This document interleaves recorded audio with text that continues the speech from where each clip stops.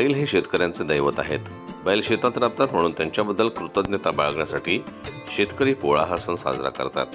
बैलपोळ्याच्या आदल्या दिवशी खानमनी म्हणून बैलांची पूजा चालू होते. या दिवशी बैलांच्या खांद्याला हळद तूप वगैरे लावून बैलांना स्वच्छ धुवून त्यांची पूजा करतात व दुसऱ्या दिवशी पोळा साजरा करण्यासाठी बैलांच्या शिंगाला कलर लावून त्यांना सजवतात. त्या दिवशी बैलांकडून कुठल्याही प्रकारचे कामं करून घेतल्या जात नाही. पोळ्यामध्ये तोरण बांधलं जातं आणि त्या तोरणावरून लहान मुलांना काढतात. लहान मुले हे तोरणावरून काढल्यानंतर निरोगी राहतात अशी आख्यायिका आहे. यामध्ये शेतकरी महादेवाचे गीत गायन करतात. त्याला झळती असे म्हणतात.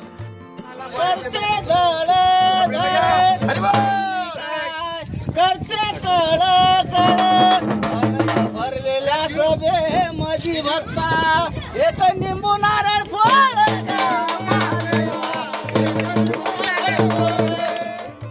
या झडतीमधून वापती कुपटी येथे शेतकऱ्यांनी आपल्या व्यथा मांडल्या आहेत. पोळा हा सण वाशिम जिल्ह्यात प्रत्येक गावात साजरा करण्यात आला. त्यातील काही क्षणचित्रे.